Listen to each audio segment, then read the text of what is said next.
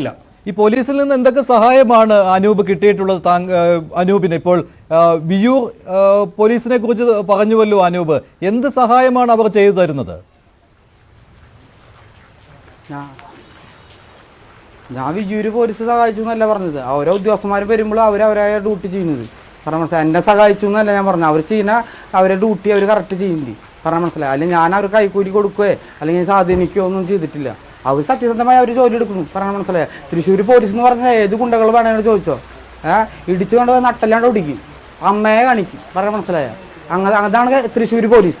വേറെ പോലീസിനെ പറ്റി എനിക്കറിയില്ല പറഞ്ഞ മനസ്സിലായി. പിന്നെ ഓരോ പാർട്ടിക്കാർ വിളിച്ച് പറയുമ്പോഴത്തേക്ക് ഏത് ഗുണ്ടകളുടെ നട്ടണ്ട് ഒടിക്കും പറഞ്ഞ മനസ്സിലായി. വെറുതെ FIR എൻ്റെ എഴുതി തരും, റിമാൻഡാണ് പറഞ്ഞത്. ഒന്നും ചെയ്യുന്നു വേണ്ട, ഗുണ്ടകളെ നിങ്ങൾ തന്നെയാണ് ആൾക്കാരാക്കണത് പറഞ്ഞ മനസ്സിലായി. നിങ്ങൾക്ക് വേറെ പണിയൊന്നുമില്ല, 4 കസേര ഇടാണ്ട് ഒരു ചാനലിലാണ്ടിരിക്കുക പറഞ്ഞ മനസ്സിലായി. നിങ്ങൾക്ക് എന്താണ് പണി?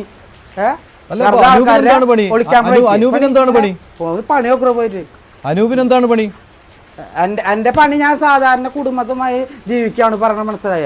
നിങ്ങൾക്ക് ഇതല്ലാണ്ട് നിങ്ങൾക്ക് എവിടെ നിന്ന് ശമ്പളം കിട്ടുന്നു? നിങ്ങൾക്ക് നല്ല ആരോഗ്യമുണ്ട്, പണിക്ക് പോടോ. ആ പണിക്ക് തന്നെ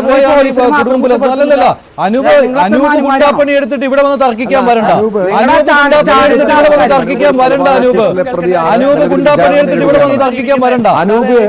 നിരവധി ക്രിമിനൽ കേസുകൾ ഉൾപ്പെട്ടിട്ടുള്ള വ്യക്തിയാണ്. ആവക വർത്തമാനം ഇങ്ങോട്ട് പറയണ്ട അനൂപ്. ഓരോരുത്തരും ചെയ്യുന്ന ജോലി, ഞങ്ങൾ ചെയ്യുന്ന ജോലിക്കുള്ള ശമ്പളവും കൂലിയും വാങ്ങി തന്നെ ഞങ്ങൾ ജീവിക്കുന്നത്, അല്ലാതെ ഗുണ്ടാപ്പണി ചെയ്തും തർക്ക പരിഹാരം നടത്തിയല്ല ഞങ്ങൾ ജീവിക്കുന്നത്. ആ പണിയൊന്നും പറയണ്ട, അതൊന്നും പറയണ്ട. അനൂപിന്റെ പണി എന്താ? ഞങ്ങൾക്കൊക്കെ പറയാനായിട്ട് തൊഴിലുണ്ട്. പിന്നെ നിങ്ങൾ എന്റെ മദ്യംകുപ്പി കണ്ടിരുന്നോ? മദ്യംകുപ്പി നിങ്ങൾ തൊഴില് സത്യസന്ധമായി ചെയ്യും. നിങ്ങൾ മദ്യംകുപ്പി കണ്ടിരുന്നോ? അല്ലെങ്കിൽ പിന്നെ അത് എന്താണെന്ന് പറയാ അനൂപ്. ഞാൻ അനൂപിന്റെ മദ്യക്കുപ്പി കണ്ട കാര്യമൊന്നും പറഞ്ഞില്ല. പക്ഷെ താങ്കൾ പറഞ്ഞൊരു വാചകമുണ്ട്, പരാതിക്കാരും തർക്ക പരിഹാരത്തിന് വേണ്ടി നിങ്ങളെ തേടി വരുന്നു എന്ന്. അതിന്റെ അർത്ഥം എന്താ? കേരളത്തിലെ പോലീസിന്റെ നിയമസംവിധാനമാണ് പരാതിക്കാരും ഇത്തരം ഗുണ്ടകളെ തേടി വരുന്നത് പരാതി പരിഹരിക്കാൻ, തർക്കം പരിഹരിക്കാൻ. അനൂപാരാ? സ്ഥലത്തെ CAയോ SHOയോ? ഇവിടുത്തെ പോലീസിൽ വിശ്വാസമില്ലാതെ വരുമ്പോഴാണ് ഗുണ്ടകളെ തേടി പോകുന്നത്.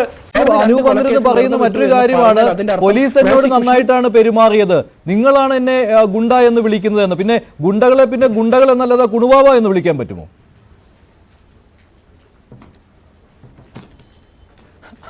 അത് തന്നെയാണ് മഞ്ജുഷ എനിക്ക് മനസ്സിലാകാത്തത്. ഇവർ പറയുന്ന ലോജിക്ക് മനസ്സിലായി. പോലീസ് ഇവരും തമ്മിൽ വലിയ ബന്ധമാണ്. പോലീസ് പറയുന്നത് നാട്ടിലെ ആളുകൾക്ക് ജനമൈത്രി പോലീസ് എന്നാണ് പറയുന്നത്. പക്ഷെ ഇപ്പോൾ നമ്മൾ കേൾക്കുന്ന കാര്യങ്ങളും കാണുന്ന സംഭവങ്ങളൊക്കെ മനസ്സിലാക്കുമ്പോൾ ഗുണ്ടാമൈത്രി പോലീസാണ് കേരളത്തിലുള്ളത്, ജനമൈത്രി പോലീസ് അല്ല. സാധാരണ മനുഷ്യർക്ക് സംരക്ഷണം കൊടുക്കുന്ന രീതിയിൽ, അവരുടെ സ്വത്തിനും ജീവനും സംരക്ഷണം കൊടുക്കുന്ന രീതിയിൽ പോലീസിന് സാധിക്കുന്നില്ല.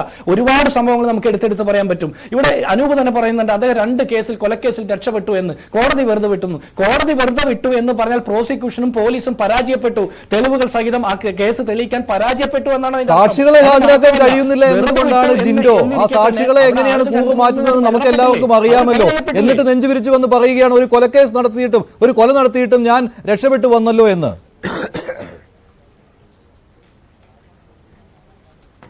അതന്നെ ഞാൻ ചോദിക്കുന്നത്. പോലീസിന്റെ പ്രോസിക്യൂഷന്റെ പരാജയമാണ് ഇത് തെളിയിക്കാൻ പറ്റാതെ വരുന്നത്. കൊലക്കേസിൽ ഇത്തരം പ്രതികളെ വെറുതെ വിട്ടു എന്ന് പറഞ്ഞാൽ ആ കൊലകൾ നടന്നിട്ടില്ല എന്നല്ല, അത്തരം ആളുകൾ മരണപ്പെട്ടില്ല എന്നല്ല.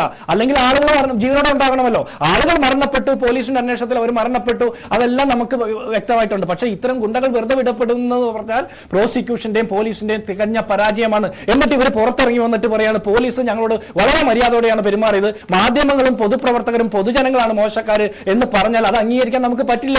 കേരളത്തിലെ ആഭ്യന്തര വകുപ്പിന്റെ തികഞ്ഞ പരാജയമാണ്. ഇത്തരം സംഭവങ്ങൾ ആവർത്തിക്കുമ്പോൾ, ഇവരുടെ ഭാഷയിൽ പറഞ്ഞാൽ ഒറ്റപ്പെട്ട സംഭവം എന്ന് പറയും, ഈ ഒറ്റപ്പെട്ട സംഭവങ്ങൾ ഇങ്ങനെ അനവധിയായിട്ട് ആവർത്തിക്കുമ്പോൾ മാത്രം ഇടയ്ക്ക് ഒരു ഓപ്പറേഷൻ ആഗോ, ഓപ്പറേഷൻ കാവലോ ഇങ്ങനെയൊക്കെ പറഞ്ഞ് കുറെ തട്ടിപ്പ് നടത്തുന്നത് കൊണ്ട് കേരളത്തിലെ സാധാരണ മനുഷ്യർക്ക് ഒരു സംരക്ഷണവും ആഭ്യന്തര വകുപ്പിൽ നിന്ന് കിട്ടുമെന്ന് നമ്മൾ ആരും പ്രതീക്ഷിക്കേണ്ട കാര്യമില്ല.